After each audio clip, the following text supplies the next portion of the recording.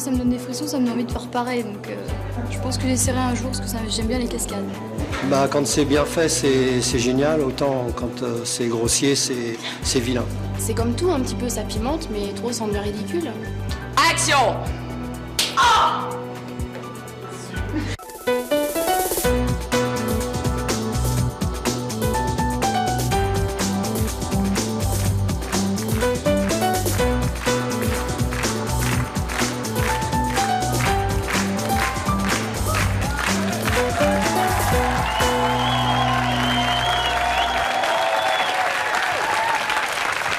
Bonjour à tous, nos invités d'aujourd'hui sont tous des spécialistes des effets spéciaux et des trucages au cinéma. Ils sont bruiteurs, cascadeurs, maquilleurs, dresseurs d'animaux et c'est leur choix. Ils vont venir dans quelques instants sur ce plateau nous faire une démonstration de leur talent et nous révéler ce que nous ne voyons jamais à l'écran. Deux personnalités ont également accepté de se mettre entre les mains de notre équipe de coiffeurs et de maquilleurs. Ils vont être totalement transformés comme on transforme un acteur pour que son physique corresponde au mieux au rôle qu'on lui demande d'interpréter. Nous recevrons ainsi un biker et une vieille dame et vous devrez deviner, vous, le public, de qui il s'agit. Ce sera tout à l'heure dans l'émission, mais pour l'instant, accueillons nos deux premiers invités. Il s'agit de Frédéric Wajman et de Jean-Philippe Varin.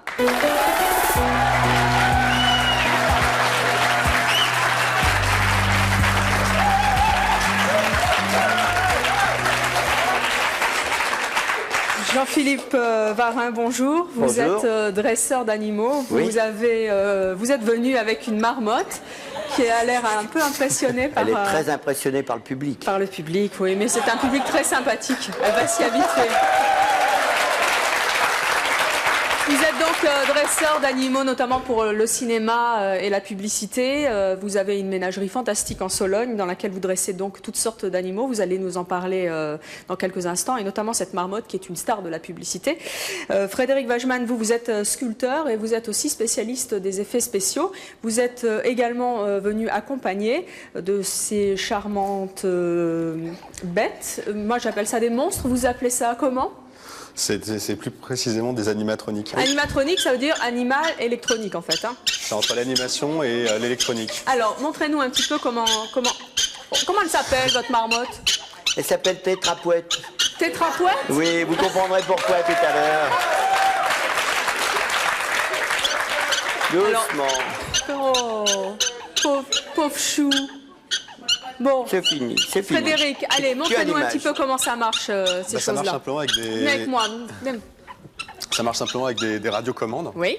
comme celles qu'on utilise pour les avions ou les bateaux. Il a un nom, lui ? Non, il n'a pas de nom. C'est un gobelin. Oui. Voilà. Donc vous pouvez simuler en fait toutes les mimiques du visage ? Là, il y en a Hein juste quelques-unes, mais on peut en simuler en effet énormément. C'est suivant le nombre de moteurs qui se trouvent à l'intérieur de la Il tête. peut cligner des yeux. Je ne sais pas si il peut- on l'a vu à la caméra, mais c'est fantastique ça. Il peut cligner des yeux. Oui. En fait, là, les mouvements des yeux sont gérés par une autre radiocommande. Voyons. Oh là là. Donc, très impressionnant. Donc il vous faut deux télécommandes, une pour les yeux et une pour les autres muscles en latex du visage, c'est ça ? Oui, pour les lèvres, oui. Alors, est-ce que quelqu'un veut essayer de le faire marcher ? Oui ? Bon, on va prendre une jeune fille. Allez, venez. Ah bah oui. Comment vous vous appelez ? Séverine. Séverine ? Alors, Frédéric, est-ce que vous voulez bien apprendre à Séverine à faire fonctionner ces animatroniques ? Alors, il y a deux manettes. Bah, manifestement, c'est la lèvre inférieure, là. Avec, et là, c'est l'ouverture voilà. et la fermeture. Est-ce que vous pouvez faire bouger l'autre ? Voilà. Et ça bouge en même temps, apparemment, celui là-bas aussi, c'est ça ? Ça bouge les deux en même temps ? Là, c'est relié en même temps, oui. C'est-à-dire qu'en fait, D'accord. sur l'autre, on voit un petit peu ce qui se passe sous le masque. Ok. Au niveau C'est du l'envers du mécanisme. décor, en fait. Voilà. Est-ce qu'on peut le faire plus vite, Séverine ? Allez, excitez-le moins un il petit peu, chante. celui-là.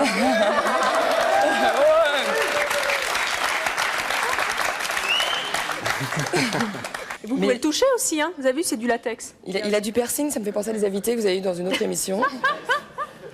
Oui, vous verrez notre coiffeur aussi tout à l'heure, il y en a un beau. Je parlais pas pour lui. Merci Séverine, on peut vous remercier. Merci. Frédéric, vous pouvez aller vous asseoir également. Jean-Philippe, vous avez donc une marmotte qu'on n'actionne pas avec une télécommande, mais par contre, que vous dressez. Voilà. On peut tout faire à un animal. Ils ont tout un tas de signaux que nous devons interpréter. Soit c'est des signaux optiques, donc des postures, soit c'est des signaux sonores, vous l'avez entendu, j'en ai marre d'attendre, il y a un bazar terrible, et soit c'est des signaux olfactifs. Et donc on utilise tout ça pour communiquer avec ces animaux et leur faire aller d'un point 1 à un point 2. Alors on m'a dit que justement vous saviez dresser les poissons. Ben oui, c'est-à-dire que tous les animaux communiquent, et dans les poissons, pas tous, hein, loin de là, on prend des poissons grégaires, alors on va voir des images. Voilà. Alors, commentez-nous un petit peu, Jean-Philippe, ces poissons. Qu'est-ce qui se passe? Ça, c'est un petit balai. Ce sont des petits poissons donc, qui vivent essentiellement en groupe, qu'on appelle des ables. Et là, on est en train de faire une boule. Et comment vous arrivez à les faire tourner de... Non, on dit faites la boule, sans ça, friture, poêle à frire, enfin...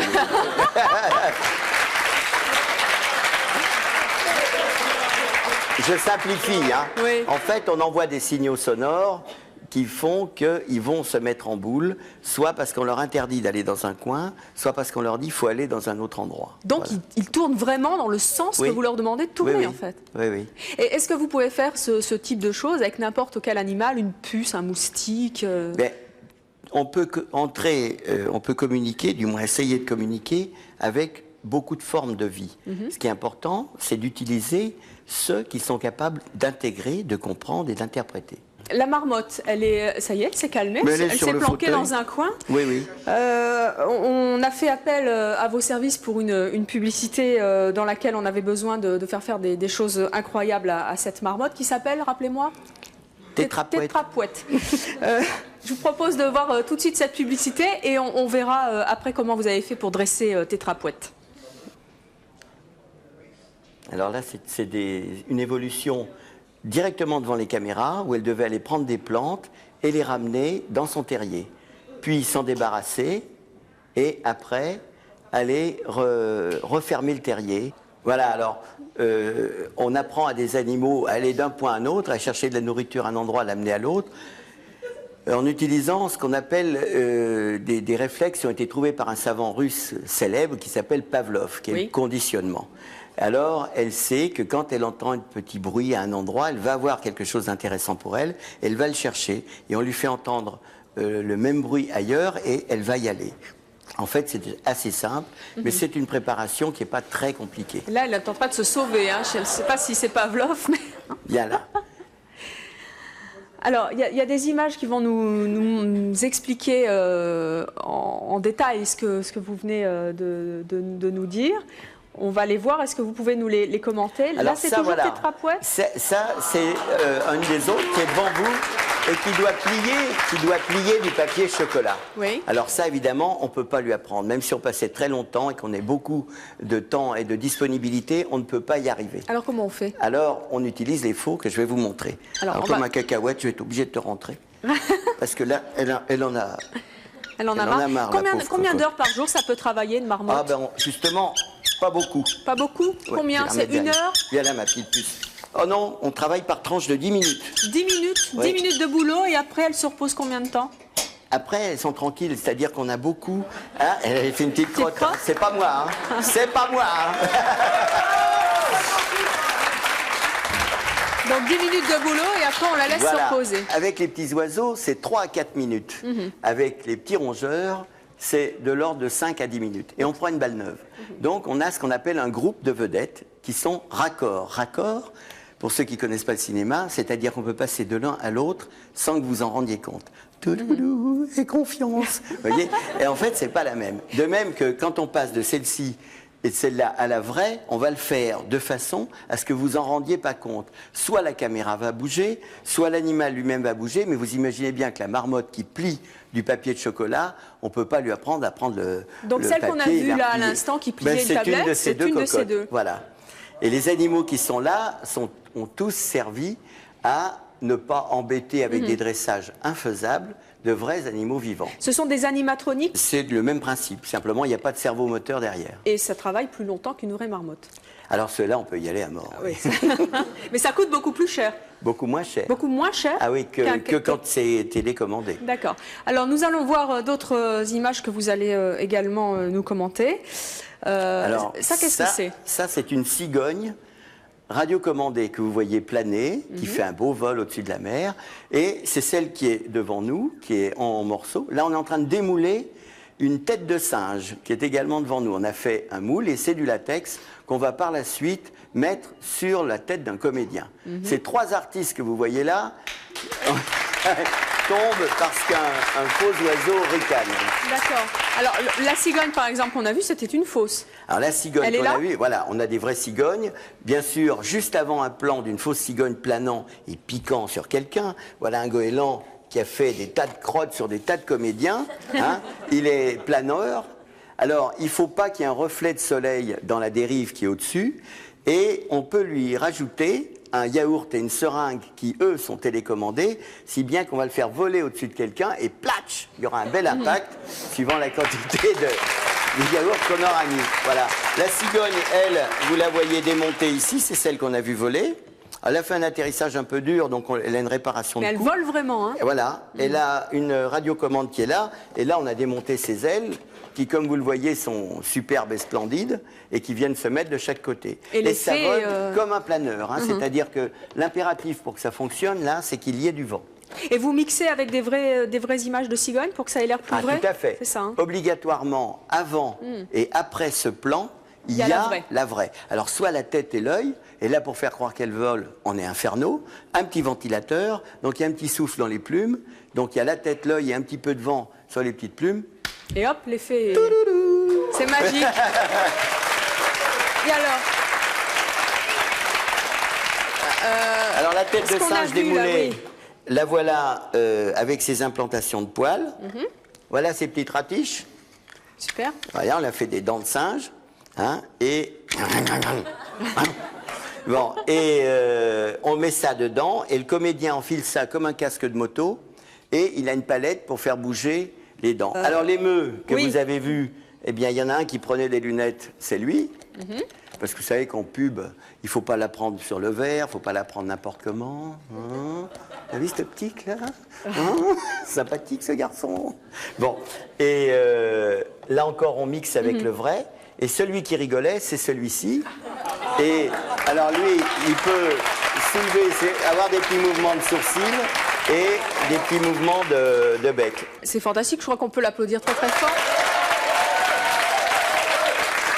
Et alors cette grosse chose là, c'est dans de la mer, hein. Alors vous savez que quand on demande des requins, on demande toujours des requins gigantesques. Alors celui-là, c'est le requin qui sert à être pendu par la queue dans le bateau, c'est après le truc. Oui. L'avantage, c'est que lui, il pèse que 35 kilos. Oui, et on ne le mange pas Voilà, après, quand même. il y a dans le même moule, on sort, alors il est mou, hein, pareil, mais on a des peaux différentes pour celui qui va nager, qui sera propulsé par des moteurs sous l'eau, celui dont on va voir que les ailerons et celui dont la mâchoire fait gnac-gnac au moment où la belle comédienne passe toujours ses boutons d'oreille.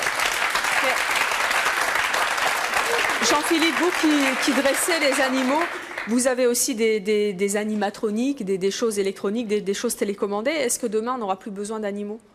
Eh bien, c'est un des problèmes, et c'est à la fois génial pour messieurs les réalisateurs qui sont cachés quelque part derrière et qui font ces films, et inquiétant pour nous, parce que ça me fout à la retraite. C'est que justement, les ordinateurs, et surtout ceux qui vont sortir en 2002, sont fabuleux. C'est-à-dire que vous allez, vous tous, pouvoir imaginer ce que vous voulez en cinéma exactement comme un écrivain qui a son stylo et une page blanche et qui peut vous faire rêver comme vous voulez. Mais quand on vous fait rêver avec des images, on se laisse plus facilement emmener. Hein. En tout cas, bon, les animaux iront se reposer dans votre superbe ménagerie. Vous pouvez retourner vous asseoir, Jean-Philippe. Je sais que c'est un peu haut, mais voilà. Merci pour toutes ces explications. Il est temps à présent de demander à nos personnalités de venir nous rejoindre sur ce plateau. Cela fait maintenant, on peut dire, 1h30 au moins que nos coiffeurs et maquilleurs les transforment totalement, comme on transforme, je vous l'ai dit, un acteur ou un comédien pour adapter au mieux son physique au rôle qu'il doit interpréter. Est-ce que vous allez les reconnaître? Il va falloir être physionomiste. Je vous demande de les accueillir très chaleureusement.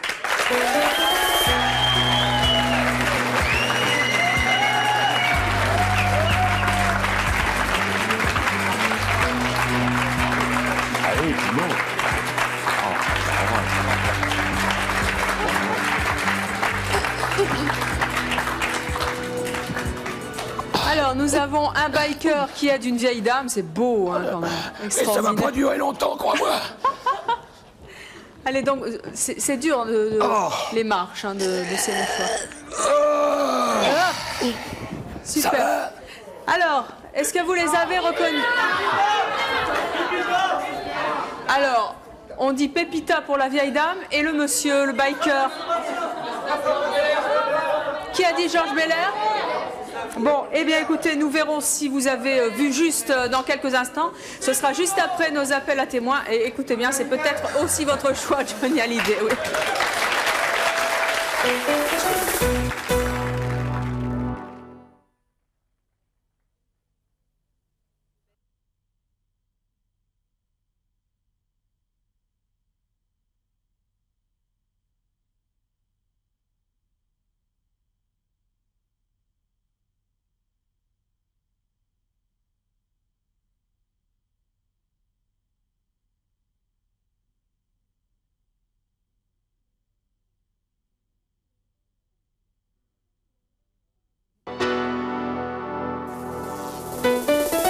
Je vous attends sur le plateau de C'est mon choix. Si vous êtes soumise aux ordres de votre mari ou si vous ne comprenez pas que des femmes soient encore soumises de nos jours, si vous avez honte de votre conjoint et que vous ne le présentez à personne ou si vous vous êtes rendu compte que votre partenaire avait honte de vous et que vous en souffrez, enfin si vous êtes jeune et que vous avez déjà plusieurs enfants ou si vous ne comprenez pas qu'on soit mère de famille nombreuse à 20 ans, contactez-nous au 01 53 84 31 11 si ce sont vos choix, que vous les assumiez ou que vous les regrettiez.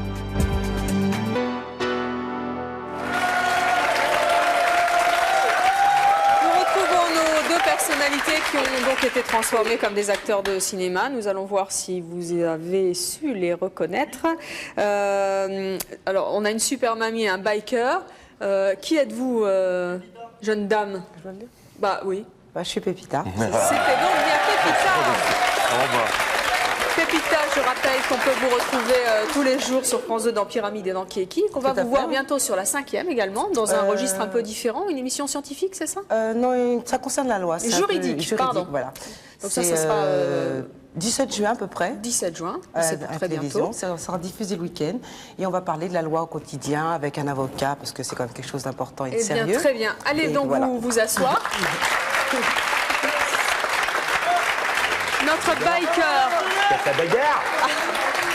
Qui est donc notre biker? Vous avez dit Georges Belair. Êtes-vous Georges Belair? Pas du tout, je suis Pépita. Eh oui, c'est moi. Bah alors, encore raté. Bravo, vous avez vu juste. Georges, nous pouvons vous voir en ce moment au Théâtre des Nouveautés dans une pièce qui s'intitule Ma femme est folle, tout un programme. Oh, ça se passe bien. Oui. Et ce jusque fin juin, vous allez prendre un petit peu de congé et vous reprendrez le 10 août, par là, et jusqu'au 31 décembre. Voilà, donc on peut aller vous voir. Et après en tournée en toute la France. En vraie tenue, là, cette fois, hein, oui, pas en biker. Pas en biker. En vrai Georges Belair. En vrai Georges Allez Belair. donc vous asseoir. Merci, on peut l'applaudir. Oui.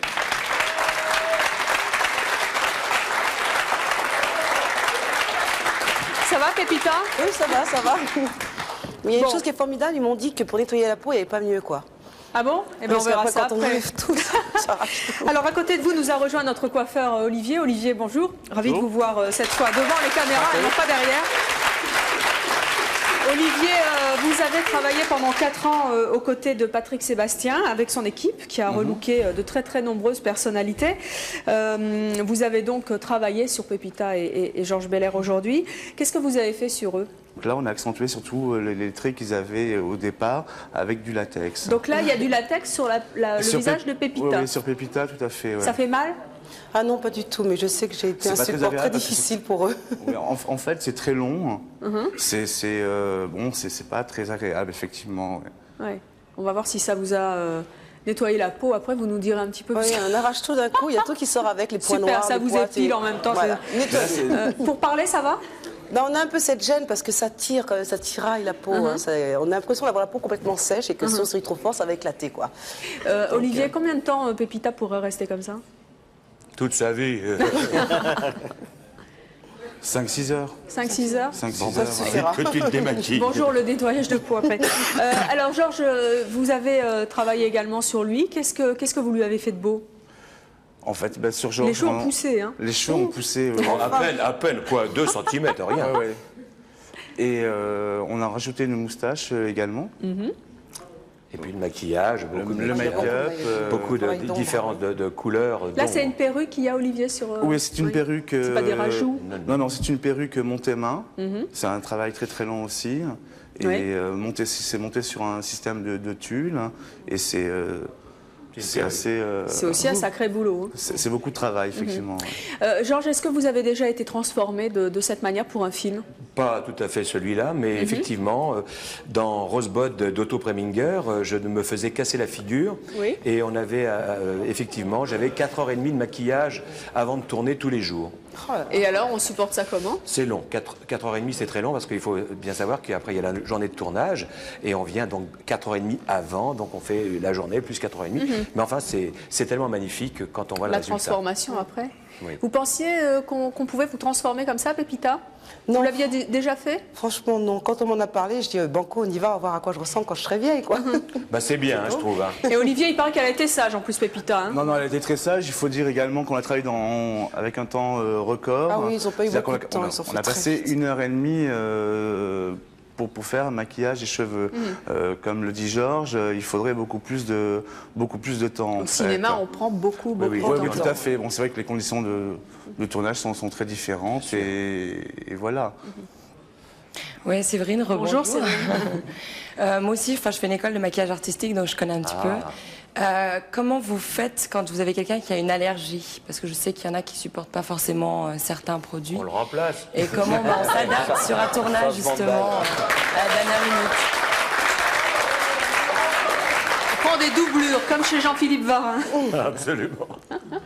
Non, le tout, c'est de se renseigner d'éventuelles allergies auparavant et on fait des tests avec les produits. Et de toute façon, les produits de make-up, c'est vrai que là, on a travaillé avec du latex, donc ça altère la peau différemment, c'est évident. À côté de ça, il y a quand même une base dessous. Il y a déjà beaucoup de travail, de produits de soins aussi qui sont sous le latex. Vous n'êtes pas allergique au latex? Non, mais comme il disait, ils m'ont mis une crème auparavant pour éviter tout problème d'irritation. Rassurez-nous. Oui, Stéphanie, j'aimerais savoir quel est le plus difficile, si c'est de changer un homme en femme, un jeune en vieux, un vieux en jeune. Voilà, genre...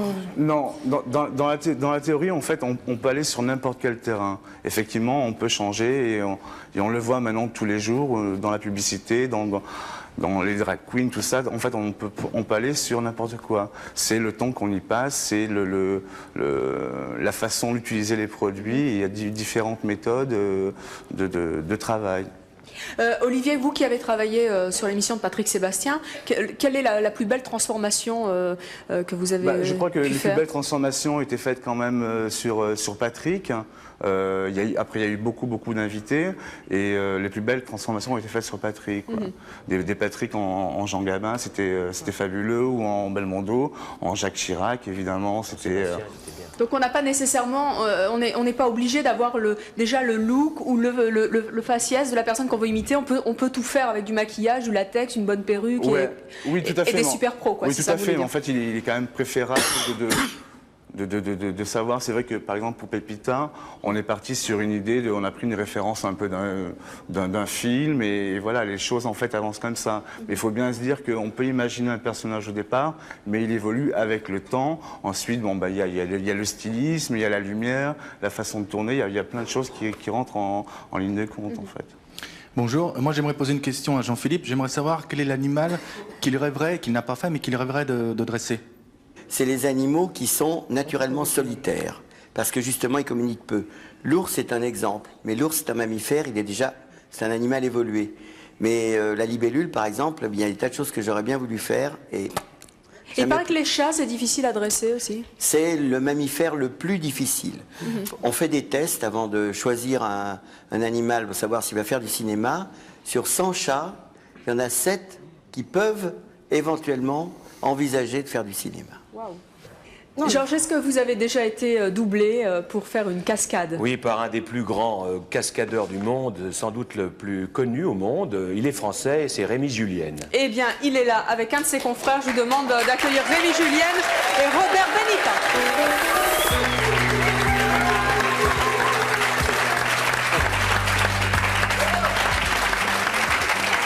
Rémi Robert, bonjour.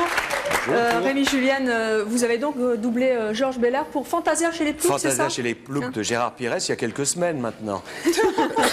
Oui, ça fait pas loin de 30 ans, je crois. Merci beaucoup. Qu'est-ce que c'était cette cascade avec Georges Belair? Il était pilote d'une voiture, c'était un flic barjot américain, avec une grosse voiture américaine.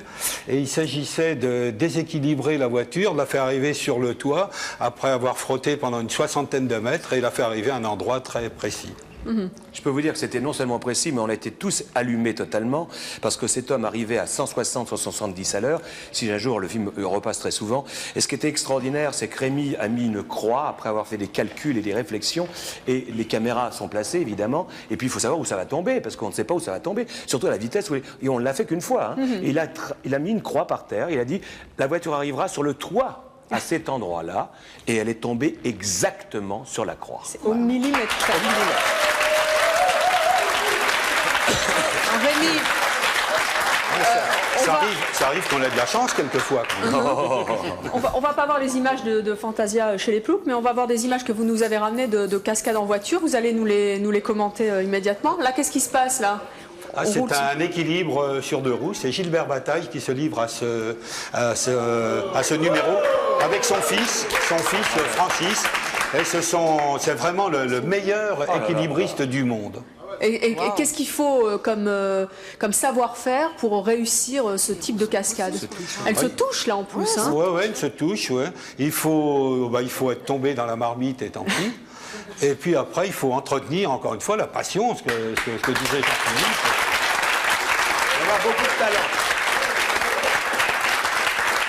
Alors je rappelle que vous avez, on peut le dire, 70 ans.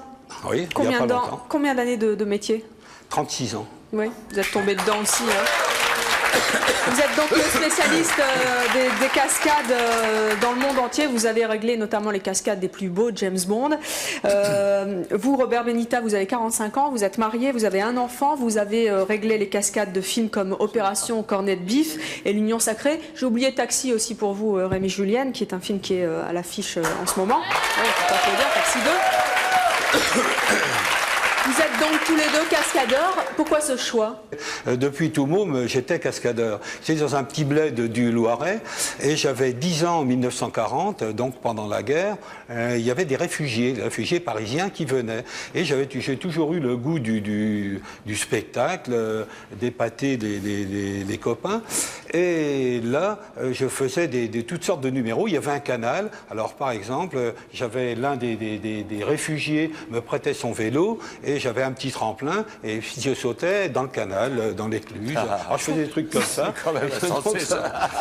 C'était, disons, une espèce de voie naturelle, quoi. Et puis, bon, mais je ne savais pas ce que c'était que la cascade au cinéma. Et alors bien plus tard, j'avais 20 et quelques années, et j'étais champion de France de motocross. Et un jour, je reçois un coup de téléphone d'un cascadeur célèbre, Gilles Delamarre, qui a besoin d'un lascar proche physiquement de Jean Marais pour le doubler dans Fantomas.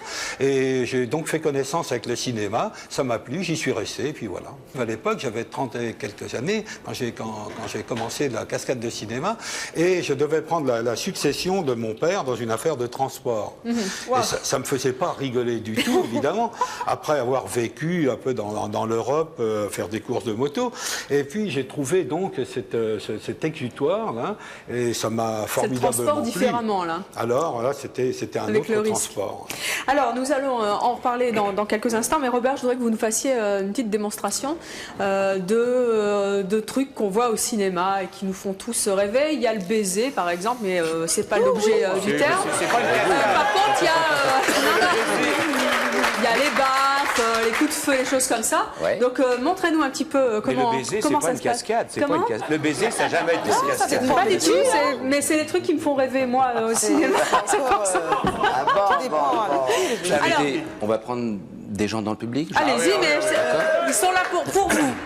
Alors, on est là. On va essayer de faire peut-être avec les premiers... Ah, mais vous prenez qui vous voulez? Attendez, peut-être avant le public, on peut Georges commencer Belair par... Allez, Georges. D'accord, il va se faire la main sur moi. Vous y collez.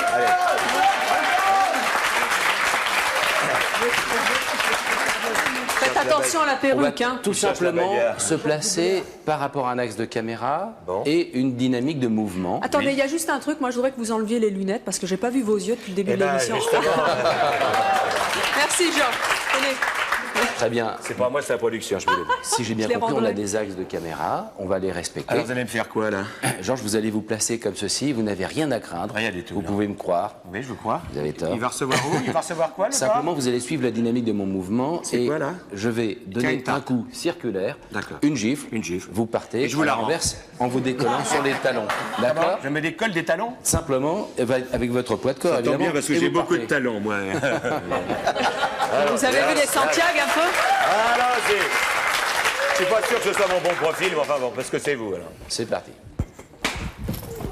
Ça fait mal? Qui fait très mal. Est-ce qu'un coup de poing, ça vous scierait? Bah, demandez comme ça, on peut pas refuser. Hein. Et là, il va recevoir où le coup de poing? Devant le visage, mais sur votre nez. Ah, j'adore. C'est un endroit que j'adore, personnellement. Et j'ai rarement raté, enfin bon. Alors, simplement, je vais vous demander un petit recul. Ici, Je vais reculer, d'accord, oui. Mais très dynamique. Très dynamique. En vous laissant partir sur les talons encore une fois. Mais dites ça tout et ça en longtemps, parce que revenant, j'ai déjà oublié le début, là. tout simplement. D'accord. Faites attention, vous avez un Genre, monstre j'ai pris un coup derrière de poing vous. dans la figure, quoi. Voilà. C'est tout. Et vous regardez le sang que vous avez dans les mains. Parce que j'ai du sang en plus. Maman. Si je le rate, c'est comme ça. Oui, d'accord. Vous êtes prêts? Ben, attendez. Ah non. C'est très mal.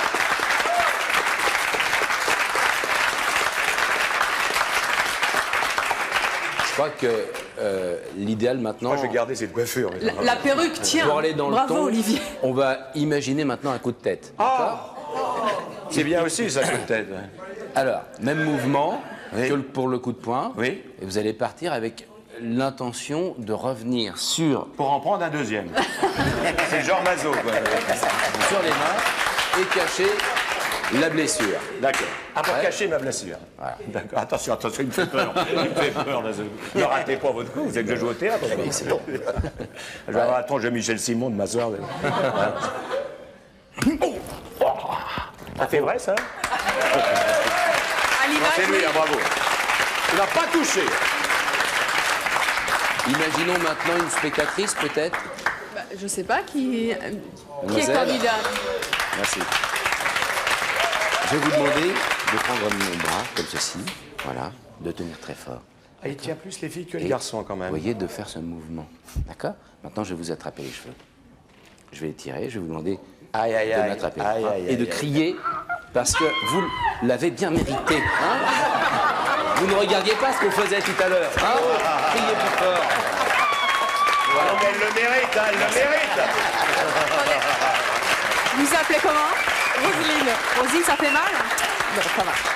Rien du tout? Vous avez rien senti? Non, non, non, rien du tout. Non? Waouh, super. Faites pas ça à la maison. Allez vous asseoir. C'est visco. Ah, ça Allez, c'est pour Evelyne. autre candidat. C'est pour Evelyne. Voilà. Oh là non, pas un coup de marteau, c'est dégoûtant. Oh, il n'y a aucun risque. Ah bah, regardez. On va essayer peut-être sur l'objectif. Vous voyez, c'est encore du latex. C'est ce que nous présentions tout à l'heure. Maintenant, monsieur, on va vous demander, mais on l'a préparé intentionnellement, ce monsieur, parce que s'il était en coulisses, c'est pour une raison, c'est parce qu'il a les tibias en béton. Mais comment vous avez fait ça? Bravo. Alors, ce qu'on fait très souvent dans un tournage, c'est, même pour une émission, c'est qu'on met des protections. Car sans protection, un cascadeur ne ressortirait pas, je dirais, entier à chaque fois. Surtout sur des répétitions de coups comme ça. Donc là, vous avez des trucs en dessous de votre jean, c'est ça? Voilà. Bon. Imaginons que Georges fasse une pièce de théâtre et que tous les soirs il prenne un coup de pied comme ça. S'il n'avait pas une protection, je pense qu'il en voudrait un petit peu. Et le coup de feu, on a bien vu? Qu'est-ce que c'est que ce truc là? C'est un coup de marteau, ça. Alors ça, c'est le coup de marteau qui a été fait. Ah d'accord. Ok. On va peut-être prendre Ça fait mal, hein? Non. ici une balle de baseball. C'est vous qui l'avez... Attendez, c'est vous qui avez maquillé ça? Ça, c'est un maquillage. Vous allez en refaire dans quelques On va instants pouvoir en faire avec des le public maquillages. pour ceux qui veulent bien, oui, tout à fait. Alors, ici, un coup de batte de baseball. Ça, c'est très agréable. De plus en plus Préparation. fort. Hein. Vous avez les abdos en béton? D'accord. nickel. Voilà. Bravo. Et là, qu'est-ce qu'il y a? Attendez, il y a quoi là? Les abdos. Mais attendez, faut voir, attendez, je veux voir. Tu veux voir les abdos? Ah oui, d'accord. C'est pas très sexy, mais visiblement ça marche. Hein. Mais c'est efficace. Vous avez rien senti? Non, non. C'est sûr? Ouais. Bon, bravo. Voici, et je le précise pour ne pas faire peur, c'est une arme véritable de cinéma. Donc ça tire à blanc et nous allons essayer de voir ce que cela pourrait provoquer. Oh là, tout le monde lève la main. Je pense qu'on va tirer sur ce monsieur. Ah, d'accord. Bravo. C'est bien fait. C'est du vrai sang? Alors, c'est du faux sang. C'est quoi? C'est de la sauce tomate? C'est en fait à base de, attendez, moi, je veux voir ce qu'il y a en dessous, composants là. alimentaires et il pourrait Faites voir ne rien un peu. risquer à le mettre dans la bouche. Ah, c'est dégueulasse. Voilà. Il a donc une protection qui lui permet de n'avoir ça mal, d'une part. Sur cette protection, on met une charge explosive. Et pour lui, c'est la première fois. Je crois qu'on peut l'applaudir parce que réellement... Quel effet ça fait? On sent rien du tout, hein. On sent rien. Vous n'avez pas l'impression d'avoir reçu un coup de feu, là? Non, pas du tout. Non? Vous n'avez pas l'impression d'être un peu dégueulasse? Un petit peu, ça oui. On peut pressing. Merci, on peut l'applaudir. Alors, vous pouvez nous montrer un petit peu ce que vous faites comme maquillage et trucage de cinéma? Alors, écoutez, nous avons vu tout à l'heure le talent de maquilleur du plateau. Oui. Nous allons maintenant voir quelque chose de plus rapide, de façon à ce que on voit bien la différence, parce qu'un maquillage, ça prend beaucoup de temps. Je vais faire quelque chose de moins précis, mais de redoutable à l'image. En tout cas, pour quelque chose de spectaculaire, qui est immédiat et qui prend quelques instants. Qu'est-ce que vous allez faire? Attendez, vous allez nous dire ce que vous allez faire, puis vous allez le réaliser. On va continuer l'interview avec, Voilà. avec Rémi Je Julienne. vais prendre une pâte qui est toute prête, qui s'appelle du naturoplastro par exemple, mais j'aurais pu prendre du latex. Vous voyez ici, j'ai des petites blessures qui sont toutes prêtes que j'aurais pu coller sur des comédiens et que j'aurais pu préparer et maquiller ensuite. Alors qu'est-ce que vous allez Ici, je faire? vais simplement étaler cette pâte et faire, par exemple, planter un clou. Super. Ou une vis ou un Qui boulon dans la veut tête de avoir quelqu'un. un clou planté? Ils sont tous volontaires, c'est extraordinaire. Ben, je sais pas, descendez, allez-y. Hein. Une jeune fille plutôt. Allez, ah bah voilà, tiens, elle est charmante. Vous allez voir le résultat, ça va être sympa. On peut l'applaudir. Alors Rémi, moi je voudrais qu'on revienne un petit peu aux cascades fantastiques que vous faites en voiture notamment. Est-ce que vous faites de grandes frayeurs? Oh oui, bah forcément, il y en a toujours. C'est jamais garanti 100%. Hein. Donc c'est vraiment. Alors on arrive à se faire des frayeurs. Ouais. On a peur avant, pendant ou après? Non, bah écoutez, quand on est cascadeur, quand on exécute comme ce que je faisais, j'avais peur, j'ai la trouille avant, et il faut identifier les risques. Quand on a identifié les risques, on les maîtrise, on fait tout ce qu'il faut pour les maîtriser, et après on y va. Il n'empêche que quand on est au départ du tremplin à 200 mètres où il faut arriver à 120 ou 130 km à l'heure, alors là il y a un coup au cœur avant de partir. Mais au moment où le signal est donné, alors là il n'y a plus de peur, parce que la peur c'est paralysant, et on doit vraiment avoir toutes ses facultés pour mener la mission à bien, hein, le geste juste au moment juste. Bonjour Jennifer. Bonjour. En toute une vie vous menez une vie à risque, vous avez mené une vie à risque. J'aurais voulu savoir combien de fractures, de jambes cassées avez-vous eu? Ben, j'ai pas fait le compte exact, mais enfin, quand je suis en maillot de bain sur la plage, on voit bien que j'ai pas passé ma vie derrière un bureau.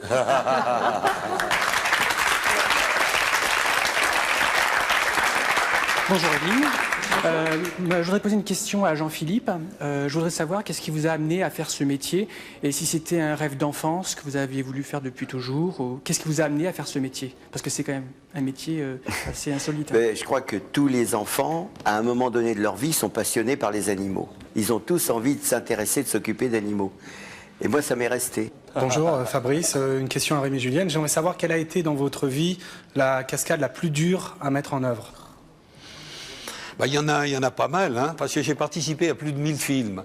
Donc il y a un paquet. Mais je pense que la plus difficile, c'était peut-être un film qui s'appelait L'Or se barre. Des 3 petites Austin qui étaient poursuivies, qui venaient faire hold-up et qui passaient dans des endroits où ne passent pas les voitures habituellement. Et ils sautaient du toit d'une usine à un autre toit d'usine. Ça se passait à 20 mètres de hauteur. Il y avait un bond qui faisait 24 mètres de longueur. Et là, ça a été vraiment d'une très très grande difficulté. Surtout qu'on a dû attendre la bonne lumière pendant 2 heures. Et à chaque fois que tout était prêt, il y avait 3 voitures ensemble. Moi, j'étais le leader, j'avais 2 ailiers, comme dans la patrouille de France, et 3 de Hingo. Et à chaque fois, il y avait un nuage qui venait masquer le soleil. Et ça a été d'une difficulté sans nom. Bonjour, alors question à Rémi Julienne. Est-ce que dans le passé et à l'avenir, vous n'accepterez pas de faire une cascade ? Alors si je ne la sens pas, si je ne sens pas, bien sûr, alors je n'accepterai pas de le faire. Mais la plupart du temps, sont les scénaristes ou les metteurs en scène qui me demandent, tiens, dans ce contexte-là, qu'est-ce qu'on peut faire? Donc c'est moi qui propose la cascade, et à ce moment-là, je ne veux pas me refuser à moi de la faire. On peut tout faire lors d'une cascade, Rémi Julienne? On ne peut pas tout faire, non, bien sûr. Si on me demande de sauter par-dessus la tour Eiffel avec un vélo, là, c'est un peu jeune, là. Mais sinon, non, on peut faire beaucoup de choses. Et la plupart du temps, les scénaristes ou metteurs en scène font confiance et disent, bon, ben voilà, annonce-nous, propose-nous quelque chose. Dans les James Bond, par exemple, il n'y a pas un James Bond que je n'ai pas fait où les gens m'ont laissé liberté absolue de proposer des choses qu'on accommode par la suite, évidemment. Hein. Mais ça partait de ma base. C'est-à-dire que dans les James Bond, les cascades, ce sont les vôtres, en fait. C'est pas le scénariste. Oui, c'est moi qui les ai imaginées. Alors, nous allons accueillir maintenant un nouvel invité. Georges et Pépita, je vais vous demander de descendre. Ça va vous... C'est bon pour le latex, Pépita. Ça fait du bien, ça fait bouger le latex. Merci. Super. Nous allons donc accueillir notre prochain invité. Il permet de donner aux images les sons qui correspondent, qui leur correspondent, je vais y arriver. Le mieux, je vous demande d'accueillir Vincent Milner.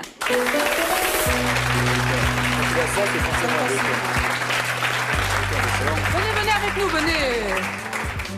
Vous êtes donc bruiteur en clair, hein. C'est ça.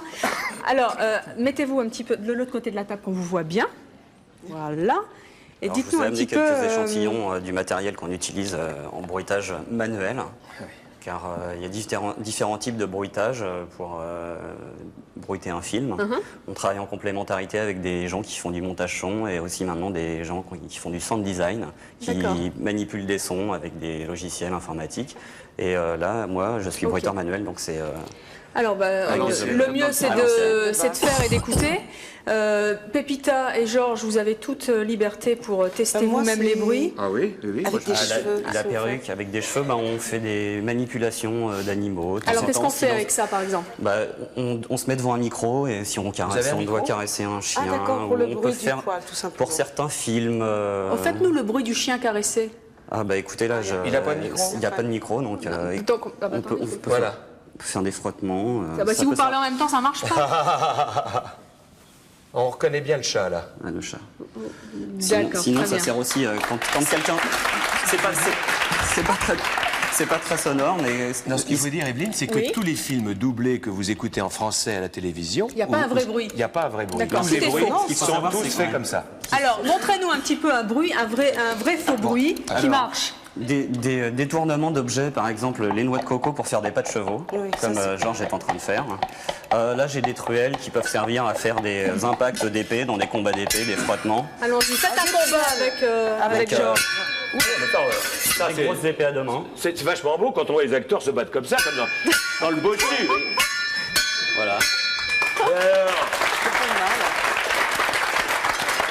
Alors on a amené à détourner des objets de la vie quotidienne. Voilà, une grosse seringue qui permet de déboucher des bouteilles de vin quand on a une séquence, par exemple. Sinon, ça sera un peu difficile à chaque fois de déboucher des bouteilles. Donc voilà, il suffit de la boucher à une extrémité. Ah oui, Alors, et ça, c'est quoi? Ça, c'est pour quoi faire? C'est pour faire des pas de chevaux aussi, mais différentes couleurs de son. Faites-nous le cheval. Ah oui, c'est autre chose, ça c'est plus... C'est un petit cheval léger. C'est un petit cheval petit. Et avec Laetitia, qu'est-ce que vous faites? Alors, notre travail, c'est essentiellement refaire les pas des personnages et les présences des gens. Elles sont vachement belles par rapport. Donc on est amené vous avez vu ça, à donner de sa personne. Donc il faut mettre des talons aiguilles quand il y a des scènes avec des talons aiguilles, des petites chaussures quand Allez, on a des petites filles. Moi, je marche et vous marquez mes pas. Ah bah là, je suis pas équipé. Mais si, on va prendre ça. Si on va lui faire ses pas, tu vois, on va se marrer. Vas-y, avance. Allez, vous montez sur la table. Allez, mettez les chaussures. On n'a pas trop le sol fait. Ah bah oui. Donc je vais mettre cette chaussure et je vais faire les pas de Pépita. Et ça lui va très bien, le talon aiguille. Voilà. Vous pouvez monter sur la table qu'on vous voit bien? Je vais faire ça sur cette planche. Ça va Vous être préférez le faire sur la planche? Bon. Voilà. Ça va sonner un peu plus. Il faudrait son micro. Et donc le but de ce métier, c'est d'être synchro à l'image.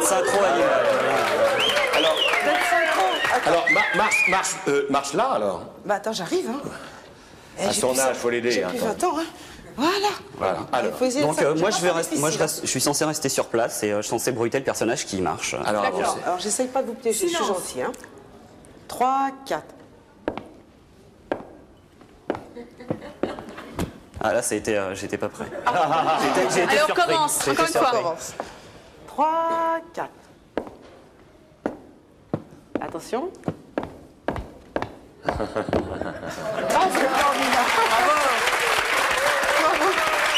Vous êtes pas mal en talons, Alors, qu'est-ce qu'on peut faire d'autre encore Alors là, j'ai une belle bouillotte, une bouillotte qui sert à faire un son que Rémi Julienne a dû entendre un bon nombre de fois dans ses cascades. Ça va me servir à faire en frottant sur cette planche. Alors, on va essayer de deviner ce bruit. Allez-y. Voilà, donc ça va être assez facile de deviner ce son. Ah bah oui, Premier rapage, marche contrôlée. C'est vrai, c'est jamais les vrais pneus qu'on entend. C'est toujours la bouillotte en fait. Non, c'est souvent du bruit direct, mais très souvent quand même il y a une addition de bruit pour renforcer le bruit naturel. Vous imaginez le mythe cassé, un peu un bruit de bouillotte à la place. Et le bruit du poulet qu'on entend cuire dans les fours en général, ça m'est déjà arrivé d'utiliser des poulets, mais pas pour dans les fours. C'était à l'occasion d'une séquence où un personnage se faisait broyer le crâne à coups de pierre. Sympa. Et donc j'ai été acheter un poulet, donc pas vivant, je vous rassure. J'ai acheté un poulet et j'ai tapé dessus avec une barre de fer pour reconstituer les craquements d'os et les sons un peu gluants. Les côtés. Je suis pas sûr de ça. Arrêtez, on va avoir la SPA sur le dos, même si le poulet était mort. C'est le bruit de quoi ça? Ça c'était pour vous montrer qu'on utilise de la bande magnétique pour faire des sons d'herbe, des pas dans l'herbe ou des pas dans la forêt. Alors on va écouter un pas dans la forêt. Oui, c'est quand quelqu'un marche, on peut faire. Là, il y a des petits graviers pour reconstituer les sons de gens qui marchent dans la terre ou dans des sols gravillonneux. Ça ne marche pas longtemps à chaque fois. Alors, le bruit du métro, j'ai vu dans le dernier film que j'ai fait qui a été synchronisé, j'étais très impressionné. C'était un truc pour la salade. Un moulin à café? Non, la salade, pour sécher la salade. Le bruit de la salade. Alors, le truc que vous tournez pour sécher la salade, c'est le métro. Ouais, ça peut faire des bruits de moteur, effectivement. Enfin, bon, des bandes magnétiques, enfin, toutes sortes d'objets pour faire des grincements. Tout est utilisable en fait. Des grincements de porte, voilà, des petites réglettes pour faire des sons de dessin animé typiques quand un personnage de dessin animé se prend une porte dans la figure. Bon, vous voyez, on peut faire ce genre de choses. Bravo. On travaille beaucoup avec des micros, avec les acoustiques des studios et avec les ingénieurs du son. D'accord. Voilà. Allez, un petit dernier. Qu'est-ce que vous pouvez nous faire encore? Là, qu'est-ce que c'est l'annuaire? Alors ça, c'était pour éventuellement faire les bruitages de séquences de cascade avec une planche et deux bons gros bottins. On peut faire le bruit de quelqu'un qui se fait taper dessus? Coup de poing, coup de tête. C'est vrai que le bottin en général pour taper, il paraît que... C'est bien le bottin. Enfin là, c'est un bruit de là, il y a un peu tout qui résonne, mais bon, ça sonne assez lourd. Voilà, donc on met ça 2, 3, 4 couches de son. Oui, et après on est mort. Voilà, d'accord. Ok. Alors, Vincent, vous pouvez rejoindre votre siège. Merci pour tous ces bruits. Pépita et Georges, retournez vous asseoir. Oh, super! Oh non, mais elle est agile. Quelle aisance! Bravo! Formidable. Alors, où en est notre maquilleur? Regardez la petite blonde derrière avec le clou. Derrière, on a une image perceptible de quelques-uns Vous êtes ravissante, jeune fille. Ah oui, ravissante. Vous vous êtes vue dans la glace? Ouais, j'ai eu peur. Ça m'a fait peur. Déjà. Ça fait mal? Non, pas du tout. Non. Et oui, comment vous vous trouvez? Ben, j'ai un clou dans la tête, quoi. non, Et vous sentez quelque chose? C'est lourd? Bah, on sent quelque chose et c'est surtout le sang qui coule qui est gênant, mais non. Mais c'est pas du sang, c'est quoi? Vous nous l'avez pas dit tout à l'heure. Si, c'est en fait à base de betterave. Ah, super. C'est des composants alimentaires et ça permet effectivement éventuellement de les mettre dans la bouche. D'accord. Oui. Et vous êtes bien arrangé. Oui. Oui. Qu'est-ce qu'elle a? Vous lui avez donné un coup de couteau, elle est tuméfiée, elle sort d'un accident de la route réglé par Rémi Julienne, là. Oui. Comment ça va? Ça tire un peu. Ça tire pourquoi? Qu'est-ce qui tire? Le rouge, enfin, le sang. Oui. Mais comment vous avez fait ça? Je crois qu'ils se sont battus pour rentrer dans l'émission. Ça, oui. Je me rase. Bon, super. Et vous allez leur enlever après, hein? Bien Qu'ils repartent sûr. pas comme ça chez eux, sinon on va se faire engueuler. Alors, et là, qu'est-ce que vous faites? Ben là, je fais, vous voyez, une griffure sur la main, sauf que c'est avec un objet assez tranchant et il a été découpé un petit peu. On voit la chair d'ailleurs qui bouge un petit peu, voilà. Appétissant, hein? Ah oui, c'est un embêché. Vous voyez ce qui vous attend? Eh bien, merci à tous et à toutes d'être venus sur le plateau de C'est mon choix pour nous parler des effets spéciaux, des trucages du cinéma qui nous fait tant rêver grâce à vous. Merci vraiment du fond du cœur. Merci à Georges Belair et Pépita. Et puis merci au public et à vous de nous avoir suivis comme chaque jour. À très bientôt. Demain, nous recevrons Cédric et Thomas. Nos invités ne peuvent pas passer devant un miroir sans se regarder. Ils passent des heures à s'occuper de leur apparence et font tout pour être au centre de tous les regards et de toutes les discussions. Cédric et Thomas aiment une personne avant toutes les autres. Eux-mêmes, ils sont narcissiques et c'est leur choix. À demain, 13h50.